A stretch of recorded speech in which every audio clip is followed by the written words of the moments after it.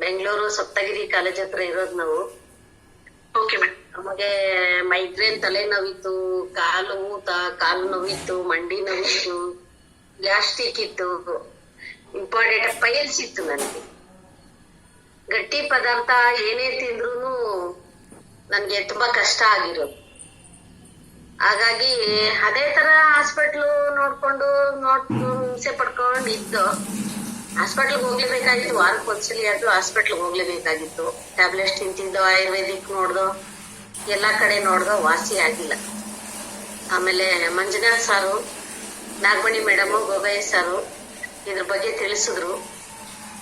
ನಾನು ಯೂಸ್ ಮಾಡಿದೆ, 1 ವರ್ಷದಿಂದ ಯೂಸ್ ಮಾಡ್ತಾ ಇದ್ದೀನಿ ಮೇಡಮ್. ಇದು ಯೂಸ್ ಮಾಡ್ದಾಗಿಂದ ನಾನು ಹಾಸ್ಪಿಟ್ಲಿಗೆ ಏನೋದು ಹೋಗಿಲ್ಲ, ಟ್ಯಾಬ್ಲೆಟ್ಸ್ ತಗೋತಾ ಇಲ್ಲ. ಎಲ್ಲಾ ಕ್ಲಿಯರ್ ಆಗಿದೆ, ಆರೋಗ್ಯವಾಗಿ ಆರಾಮಾಗಿದ್ದೀನಿ.